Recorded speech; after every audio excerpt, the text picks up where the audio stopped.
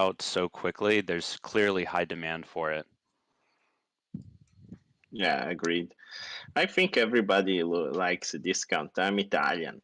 Like in Italy, like the sconto is like an institution. The discount. Like literally, you could go into a shop and put double the price of something, but then give a 40% discount, and then Italian would buy it. Instead, if the same thing would be 50% as a base price, and you give no sconto, no discount, no Italian would buy it. So I'm really into this because we all like a little bit of discount, right? Yeah, that explains why I got tricked in Italy with the sconto. You see, the sconto is the real deal, dude. Like the here, we should change the name of the bond program to the sconto program. You see, Italian style. We're gonna have sconto.olympusdow.finance. Exactly. That would be awesome, epic. Like everybody wants a good sconto in life. Like it just feels better when you buy something a little bit cheaper than others. Is just a good feeling. So I'm I'm really looking forward to see how successful this becomes. Of course, reality on one side is that currently we are basically selling something that was supposed to be a reward, right, for the two pool, and we are selling it into treasury. So it's a little bit different than what originally was meant to be the rewards program for the liquidity two pool for either spell. That's also why one of the reasons why we didn't make it at the beginning so big because I think it requires some voting also on the side of the spell holders after this trial version of it to understand if the distribution of such spell tokens, it's fair to say that that chunk goes to the treasury because it was unaccounted at the moment as a potential revenue or as a potential value add for the DAO. So this is something that we will need to talk about as soon as we we scale this trial if successful, and it looks like it's being very successful to a higher level of liquidity mining, right? Yeah, definitely. As far as you can tell from your community, what are the big questions that are coming up about OP? I think that because we launched time about a month ago, like people from our communities has been pretty familiar with the Olympus model, right? So so I think the transition was pretty natural. We didn't get any big questions or anything from people to understand how this works, right? So it's very similar to what we have launched on Avalanche. So the user experience is a little bit better. I really like the interface that you did. So yeah, like it has been very straightforward. One of the comments that we have though, and it's something that we will be changing also Wonderland, and I suggest that it's something that I would suggest to change is the terminology bond. Um, it's a little bit unclear to known Olympus users because if as a matter of fact like it's not actually a bond is more like a purchase, right? Are we going to call it a sconto? Yeah, like I feel like a sconto it's actually a better, more indicative terminology than a bond because a lot of TradFi, like traditional finance guys, if they see a bond, they have expectations that theoretically they might get their money back. That is something that has happened and has come up to our discussions, and people had the expectations that actually they're getting the spell for free, right? Instead, they're actually paying for it. So literally, when you are bonding, um, you are actually buying discounted um, discounted spell in exchange for a liquidity provider token.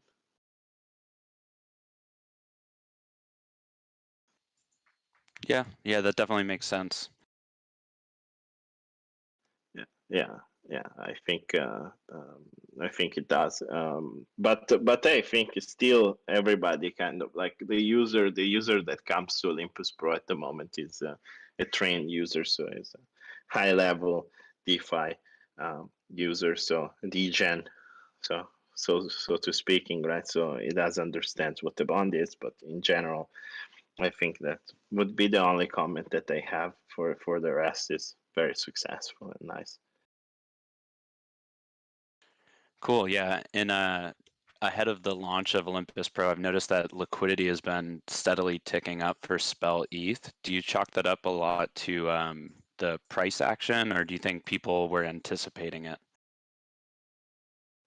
I think that it's mainly because it's just printing, dude. Like it's 270% APR plus 90% fees, base fee on liquidity utilization. So people has been really trying to capture that. Um, Additionally, if we will move the bond programs also to Arbitrum, as Olympus is deploying down there, we have opened a two pool on Arbitrum that has pulled the new rewards in, so the liquidity overall has grown dramatically. Also because of the price action, yes, in the last couple of weeks across both layer one and layer two. I think that would be very cool to look into ways of extending the Olympus Pro program towards towards also Arbitrum. We would definitely be interested on participating also down there with the Sushi LP. Well, that's a very timely question, sir, because yeah, we're actually going to be discussing how we deploy Olympus Pro cross-chain. So Arbitrum, first stop. Yeah, you know that I'm the cross-chain guy, you know. So I always try to figure out this kind of things, and I've been also looking into ways to deploy also WSOM on a cross-chain level, and I think there is a lot of interesting applications, even a CDP, if liquidity becomes interesting on Arbitrum for WSOM directly on Arbitrum could be a very scalable and interesting opportunity to continue our partnerships across with Abracadabra and Olympus DAO. Nice, yeah. Yeah, it's going to be really interesting seeing these things go cross-chain, especially since there's so much capital on Arbitrum that's kind of just ready to be deployed, which is what really got us excited about launching our upcoming Arbitrum deployment. Yeah, I hope I will see Magic Internet Money as a bonding option. I kind of want to move it on to the community and see if they have any questions regarding Olympus Pro, how it works, or how we determine bond price, or any questions like that.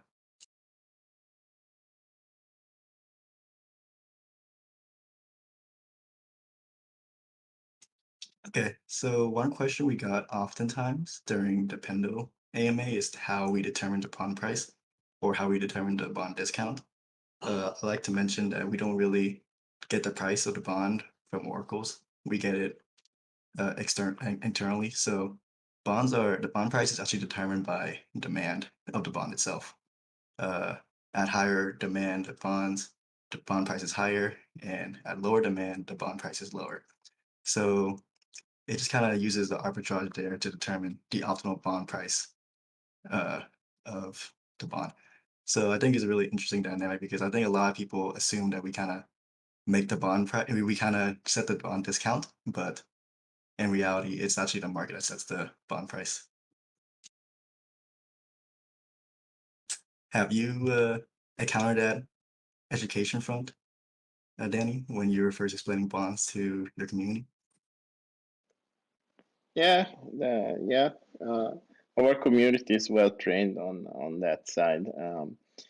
That's why now we see this that is it has basically a negative discount because of the demand and supply is what drives the price of the bond after has been deployed. Of course, there are certain parameters to the bond that needs to be decided upfront, and those depends also of the supply of potential spell that can be bought from the bonding program.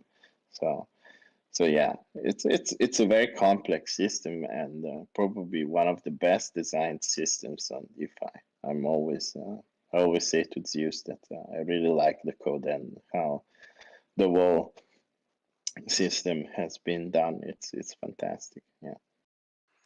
Yeah, it's especially great given that oracles are like a common exploit vector in DeFi, and having this be completely oracle-less is kind of very powerful. I agree. One thing that's kind of nice deploying with your community, Danny, since they're so familiar with bonds, is that what we've seen a little bit is people looking at the ROI, and right now it's negative, and they look at it and go, "Oh, a negative 12% discount. This is a huge discount," and we've been needing to educate some of our partners communities on negative discount is actually bad. Yeah, well, it could be bad, it could be good. I mean, it depends on potential slippage. And sometimes it has turned out that even a negative discount has been a positive, net positive over the time of the bond going in, right? So you would be able maybe to purchase those bonds directly, those spell directly, but still over the course of the 5 days vesting, you could find yourself up. Yeah, But yeah, definitely. All is not lost, and it's certainly good for the protocol. very good for the protocol. Yes, agreed. But yeah, yes, like um, it's because I think that the whole terminology, as I said, of the bond, it's a little bit confusing for some people. So when they see minus 11%, for example, it could look like that is actually positive, right? So, but in our case, it has been quite nice. Like people know. Yeah.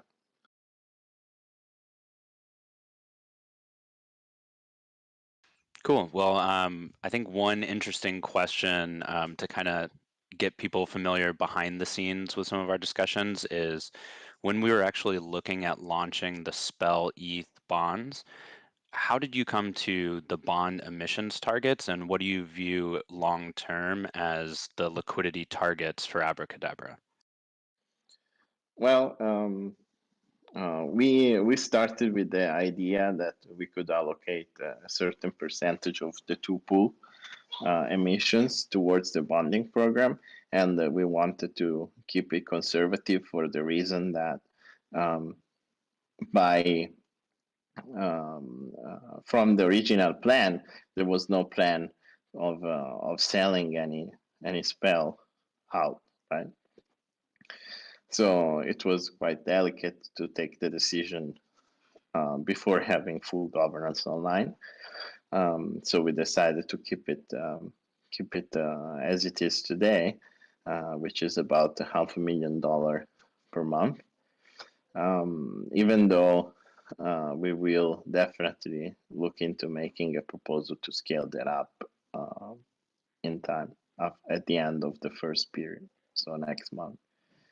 And we will give the opportunity for people to vote how much that scale can be, like 2x, 3x, 4x, and so on from the original allocation.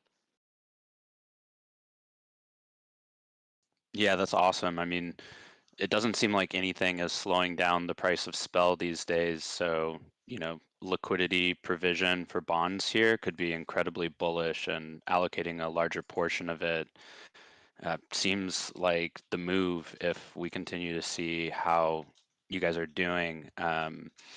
So that being said, where's your mind at in terms of a potential increase?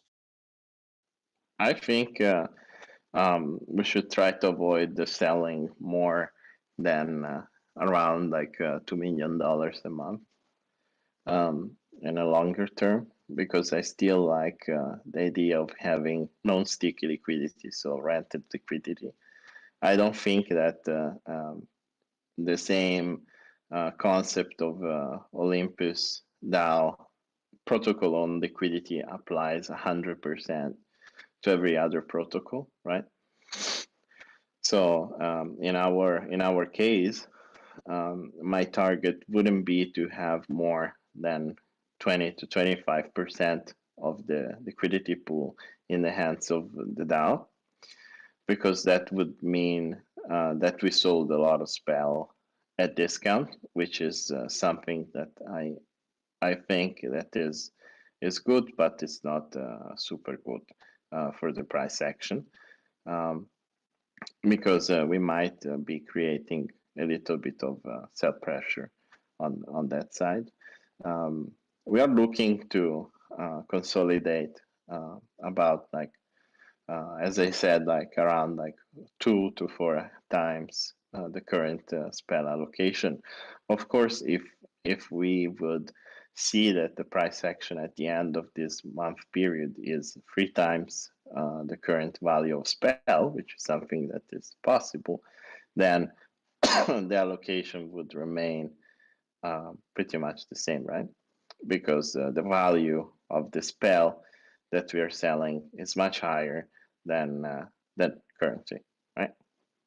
Yeah, definitely. And that's pretty interesting to hear as well, because like you mentioned, protocol owned liquidity for different protocols doesn't necessarily fit into the same model as Olympus or Wonderland.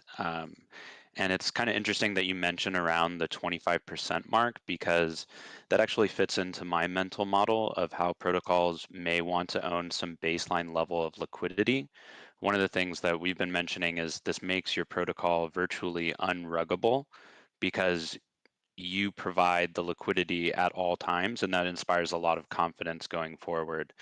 What are your thoughts on that, and how communities should price in protocol owned liquidity moving forwards?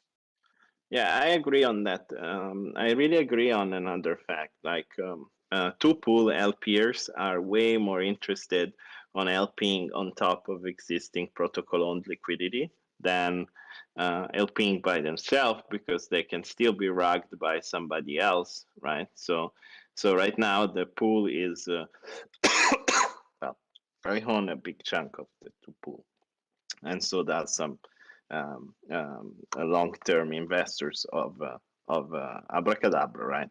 But still, this is very different than protocol-owned liquidity. And in this, I would give you some example, like which is something that I was talking with Zeus about, which is the idea of having, for example, a WSOM um, stable pair incentivized on top of liquidity to make people provide liquidity to without having 100% of the liquidity, and it's unruggable, that LP. So it's very interesting to see how much that would grow outside of the traditional liquidity. And it's something like I always said that we launched the Wonderland fork for testing out this kind of theories, so we don't fuck up basically Olympus. And with the Avalanche Rush, we will be trying to test out this idea of having like how much liquidity on top of the protocol on liquidity gets built, knowing that the protocol um, can't rug you, right? So it's very interesting that you say this, because I completely agree on this kind of view. I think it's the future of building up even more liquidity without selling at discount, right?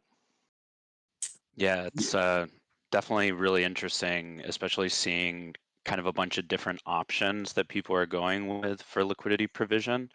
One of the interesting things that I noticed is, we've got the tokamak vote coming up, and you guys are sitting right around the number 10 mark right now. Yeah. How, Right. Yeah.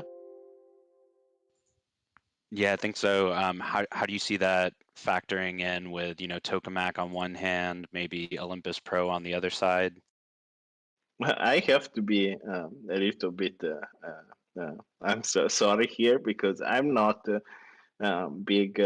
I don't know much about Token Mac at all. Like in the last couple of days, I had to know because I saw that we have been voted in, by that, and I was like, oh, I need to take a look at this, right? I feel like this whole liquidity movement is very interesting. Like I really like what you guys are doing with the bonds, and I think it's very scalable, and I love it.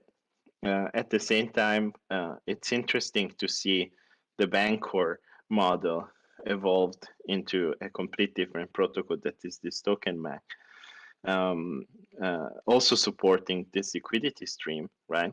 So pairing Ether with tokens and probably creating like a demand on the price action, right?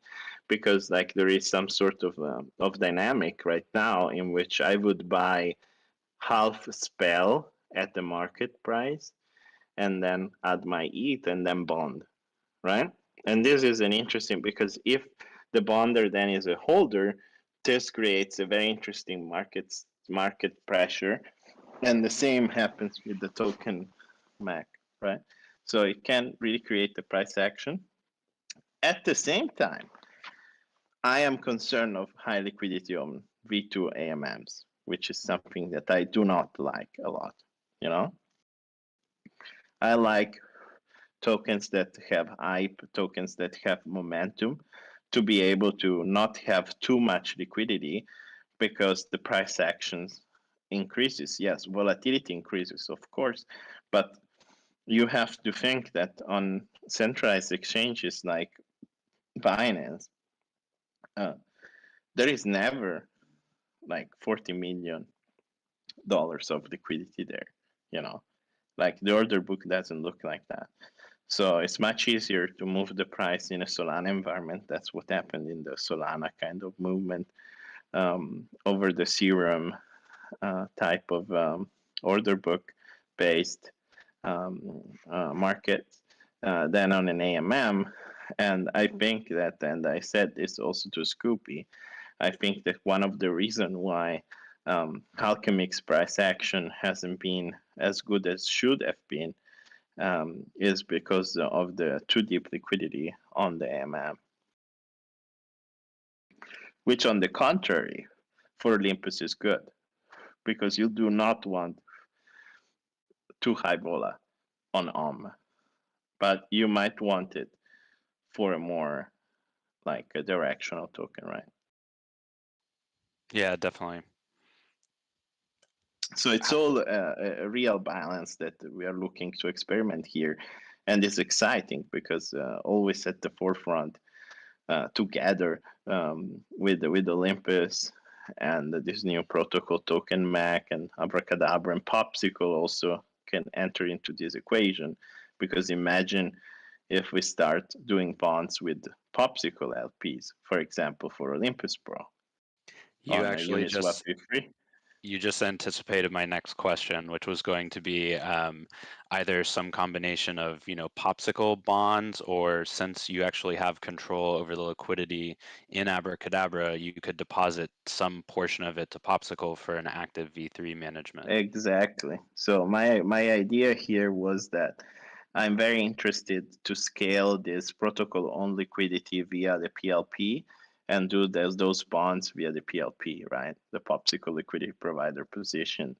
And that would basically diversify our exposure from SushiSwap and allow us also to build a new oracle for the SSPL markets and create arbitrage opportunities moving across, right? So it's very, very, very, very cool. I'm very excited. Yeah, that's super exciting.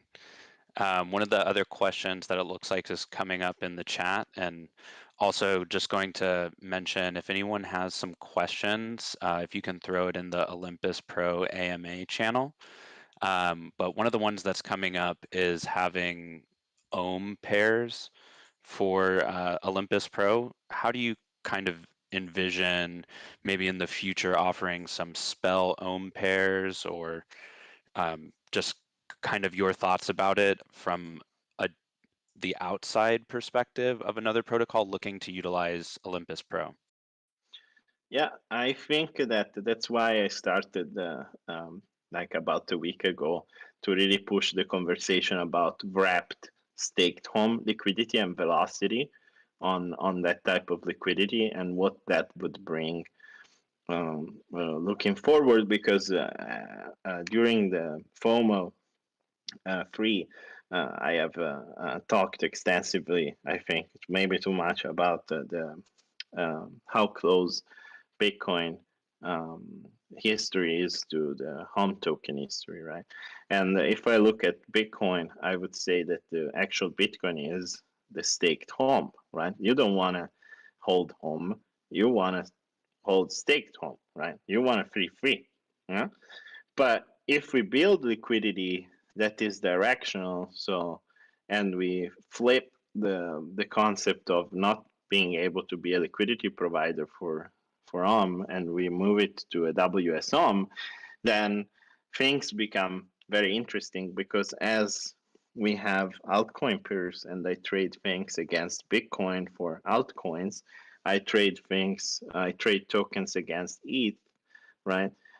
Then there is a sort of opportunity there to actually build markets that are trading against WSOM as a base pair, right? Because it's the reserve currency. So Yeah, that's really interesting that you say that, because it is kind of the case that Bitcoin is kind of analogous to wrapped SOM in that the price of it is very high. And I think that what's really interesting is in some sense, ohm as a base unit is kind of what a lot of Bitcoin maxis want Satoshis to be. But I think there's a problem with unit bias. So people look at Bitcoin and, the price is this, whereas in people's mental models, I think in the long run, ohm itself will actually be much more easily conceptualized to use as a currency. yeah, so you see more used as a currency rather than staked home. Yeah, and staked ohm kind of used as a savings vehicle. I see. Interesting. Very interesting. I feel like the impermanent loss at the moment can be very high. So as the home transition to a lower APY, which is something that is happening, right? Like it's slowly going down towards a settlement on for helping the price action to kind of settle at a certain point, then I would completely agree with the idea of having home as a currency, and as as more like a staked like could be Ether on Ether 2.0. Huh? Then yeah, I totally see that happening. It's very interesting. I'm here Yeah, for the ride. well, we're glad you're on board, sir. One of the questions that's coming up on chat is how many projects have reached out for Olympus Pro, and how many projects do we see added in the next 30 to 90 days? Just to kind of give some context, we've kind of been a little overwhelmed with requests for Olympus Pro. We've had just really slammed weeks ever since we launched the Medium article. And I think what we're going to be looking at is rolling out groups of projects and cohorts, roughly like a grouping every month. And I think it'll be really interesting when we go to look at that next cohort of launch partners. And that being said, just really glad, Danny, that Abracadabra, given our close collaboration, is in the first launch cohort. I'm also super stoked.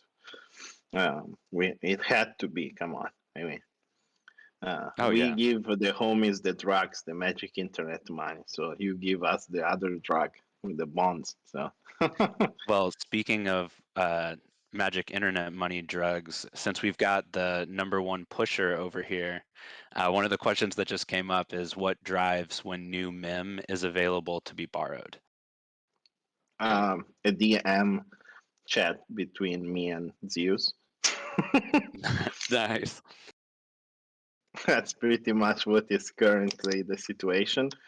But we you know that I am the Cesta sailor, so every time Om dips, we buy it. So in the same way, I try to avoid having issues with liquidations. So currently, we are working on this new, very nice interface on Tableau that will help visualize all cauldrons, all markets, all positions, what is close to liquidations, what is the risk assessment, really, really, really deep. So we can transition to more decentralized decision making and also help um, Zeus and the Olympus DAO team to assess the risk of leverage on the magic internet money market. So then there we can scale. Yeah, that's always kind of a balancing act between the risks on one hand of kind of just increasing the amount available according to market demand.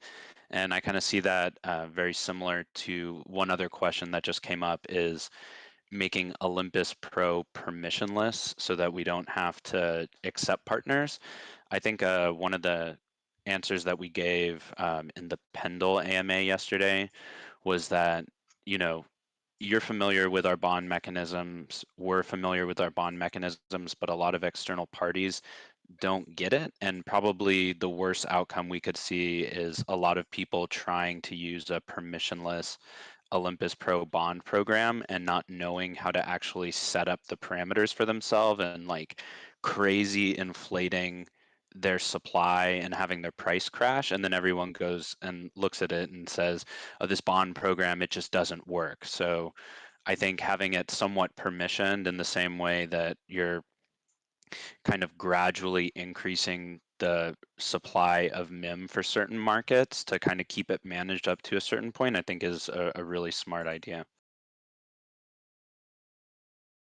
Yeah, I think the one of the reason of the success of Magic Internet Money has been really being able to assess risk and supply the right markets and don't overflow the market.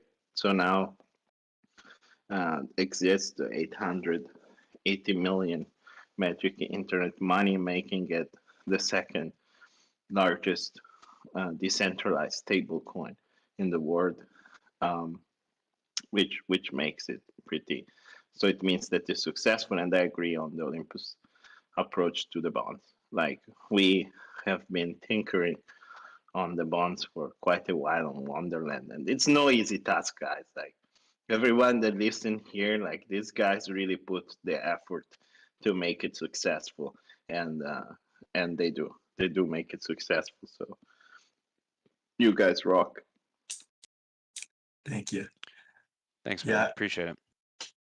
yeah, I really appreciate how Abra and Olympus is doing a guarded launch, similar to how Fuse and from Rari Capital is doing a guarded launch too. Yeah, I just want to emphasize that the BCVs are a very finicky variable to control, as well as the max bond size. Just one wrong move can kind of topple down this whole temple we really built with the BCVs.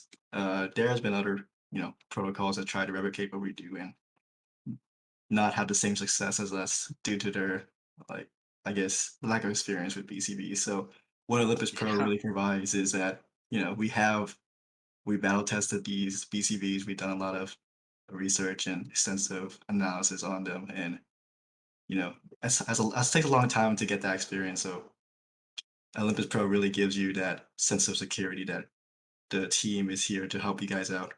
in any scenario. It's fantastic. Great product.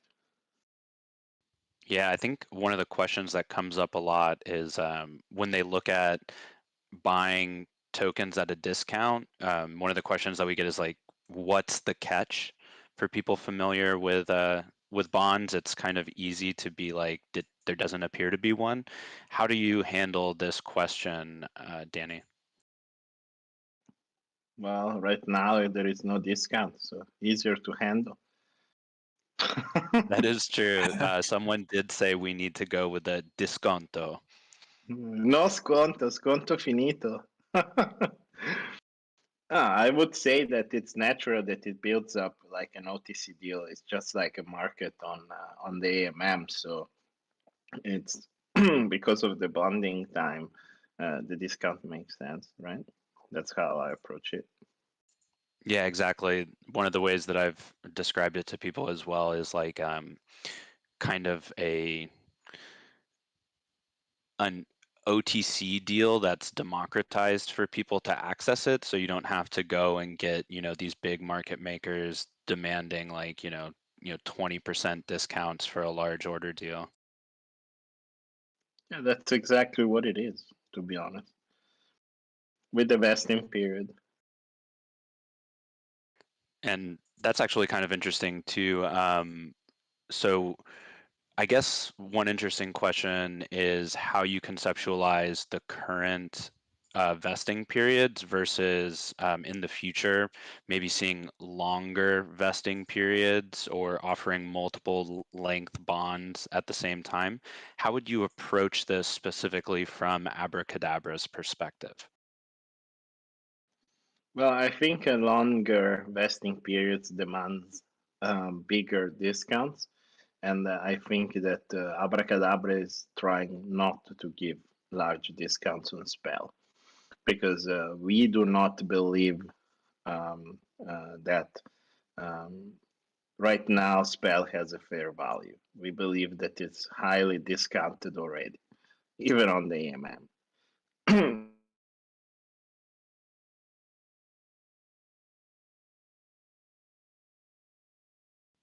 Yeah, that would make sense. You definitely don't want to have large discounts going forward. So that is a good perspective to have from a partner protocol, since the week-long vesting period is easy for users to conceptualize the discount they're getting by next week, and then also that it maintains that tight discount for selling, spell in return for liquidity.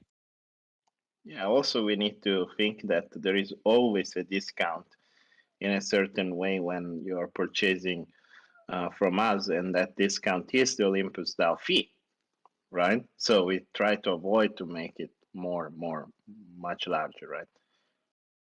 Yeah, So that's true. yeah, we pay for this service quite a lot of money, so we need to try to keep the spread in between the market and the bond as tight as possible, even because like the week long is not long, right? So it makes sense. Yeah, that does make sense. Brian, what other questions do you see people asking? Let me think. I guess one question is what is the benefit for the protocol? As well, oh, I guess the benefits for the user for using Olympus Pro is pretty cut and dry. You get a discounted rate. Not one, you de-hedge your LP position to receive a fully like positioned token with your like protocol, but I'm sorry for the user, but for the protocol, sorry for for the protocol, the real benefit is that they get to own their liquidity. And I really like what Danny was talking about with having a baseline liquidity and then having the user, so the protocol, like I guess, build on top of that liquidity because it kind of gives the user, a fail safe in order to fall back on. Because we noticed that a lot of liquidity mining uh, pool twos, within the first 3 days, over half or maybe a majority of liquidity has been pulled out due to the permanent loss. And it's a very interesting dynamic from my opinion, because as a liquidity provider, uh, you really want the price to be stable next to the underlying to the other token. Like if we're a spell ETH for liquidity provider, you want ETH and spell to be rising at the same time. So you minimize that impermanent loss and you get all the rewards. But as a user of the protocol, you really want it to go up, So there's a really they're really detached and separate goals for the liquidity provider and end user. So I really like how by giving the risk of LPing to the protocol, suddenly all the incentives are aligned for everyone to succeed, you know? And it eliminates that negative flywheel effect that if the price goes down, the liquidity providers pull out their liquidity, causing even more slippage, which causes more people to sell. And the whole negative flywheel effect is kind of eliminated from this Olympus Pro mechanism. Yeah, completely agree. Like the idea of building on top is what makes the skyscraper beautiful, right? We have a Yeah, foundational part of liquidity that it's unruggable. And it's also important because it means that there is always going to be a market. And then the liquidity provider is acting as a market maker in this instance. So his interest is yield, and price deviation is not as important. So that's why the whole thing works very well. 100%. For like you said, Olympus, value stability, but other protocols we were using Olympus Pro for, they don't really. I guess they don't want to stay stable. They want to have a price appreciation with the native governance token. So while Olympus really values their protocol own liquidity, some protocols may want to have varying liquidities at time of volatility, so that their price isn't really restricted by the the XY equal K curve, like Olympus Yeah, kind of has. yeah. This is also cool because by the time that the Olympus first round will be over, so in a month time, we will also have a Popsicle Finance running with PLP for quite some time. And then this becomes even more evident in the concentrated liquidity, which is way more ruggable than the standard AMM, right? 100%. So how we set the PLPs to the range in which we set, we are literally creating a market that is also saying that is concentrating the liquidity at a certain base price, minimum price, and it creates like a wall on that minimum price, you know, that you can move up over time. So it could be that's something I will experimenting on in the next weeks to come up with a proposal for that. Yeah, I think it's really cool what you guys are doing over there. Uh, Another question that we often see is that where do you guys see the risks with using Olympus Pro? On our side, we have extensive audits with the bondings, and you've seen that we battle tested the contracts, and you can see that the bonding model really works for Olympus. But I was wondering if you or maybe the community sees any risks with integrating with us. No, I don't see any risk at the moment. To be honest, is the only risk is probably on being rugged, right? So if we send a certain big amount of spell, theoretically, if you can move those spells because you owners of the contracts, then uh, this is the only risk that I see, but it's very low risk, right? Yeah, we like to think so.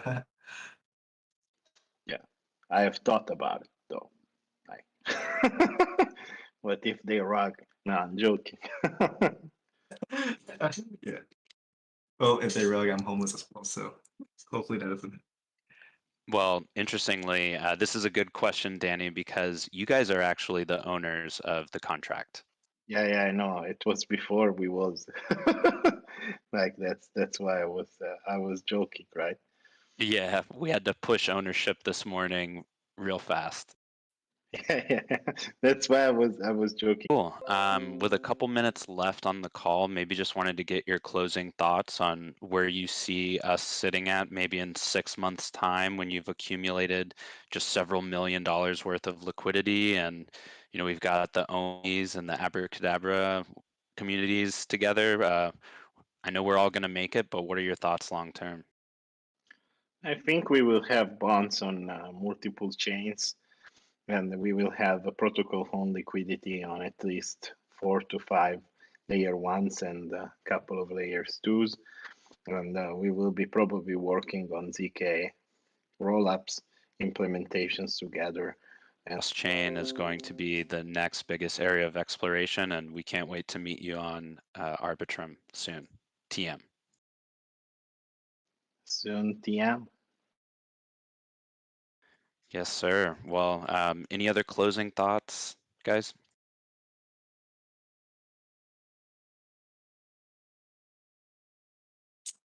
Yeah, the team will be on the chat, the AMA chat. If you guys still have any questions, it will be there lurking and answering. Yeah, I just wanted to thank you, Danny, for your time. This was an inspiring chat as always. And if anyone didn't catch Danny's Question before we leave. Jay Yeah. Fry, one of our members of policy, asked, why doesn't Abracadabra offer more MIM to individual borrowers under a certain safe borrow ratio? Well, sorry, I couldn't hear. Why doesn't Abracadabra offer more MIM to individual borrowers that are under a certain safe borrow ratio? I don't think a safe borrow ratio exists when there is too much outstanding magic internet money. There is no safety. Like the problem, as I mentioned before, like everything needs really to be calibrated because, like, if it starts really hitting the liquidation, it's not just our liquidations. There is also the liquidation down to the Rari Capital guys, and so on, and that very quickly moves towards then hitting others loan to value that were less risky. So I don't think that the loan to value kind of situation helps much because when it arrives to the low loan to value, it means that liquidity down it's even lower. So the hit is even bigger.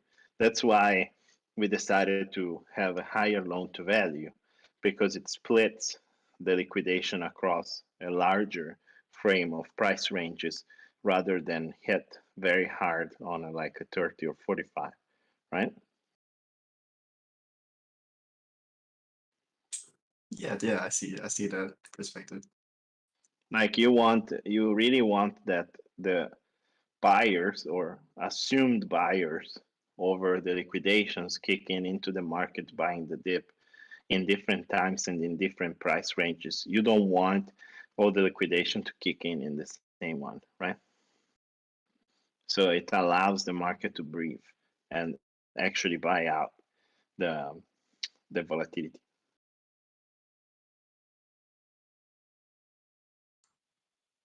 Like you excellent need answer, to, sir? yeah, you also need to assume that like when you're looking into the price action and into the liquidity, you need to assume that there is a sideline buyers that gets activated at certain price ranges, right? You're not can just think that the liquidity is all the demand that exists on home over certain price ranges. So when the liquidation goes down in different price ranges, it costs different buyers at certain, like it's like a ladder, right? And you want the ladder to be big. You don't want the ladder to be just one jump because then you want many pieces of the ladder to go up and down. You don't want like a ramp because then you can fall down very quickly. Yeah, the risks there are definitely top of mind. Yeah, always never underestimate fear. Like people, there is a lot of fathers with children, you know. Like, yeah. So need to make sure that this doesn't go down like that. you need to activate the buyers slowly and at the right price ranges. Got to make sure we can all feed our families and not end up on the corner begging for discontos. Yeah, Serve me, exactly, familia. exactly. Let's not end up all to the Lidl, you know. We Yeah, don't want to go to that supermarket. yeah. Well, cool, Danny. Thank you so much for your time again. Thank you guys, and it's always a pleasure to be here. And love you guys and all your community and the work that you have been doing for DeFi. And I'm looking forward for the next 6 months. It's gonna be really, really cool. Yeah, I'm so excited as well. Glad to have you on board, sir. Have a nice day, and I hope everybody will have a nice weekend. Ciao, ciao. Ciao. See ya.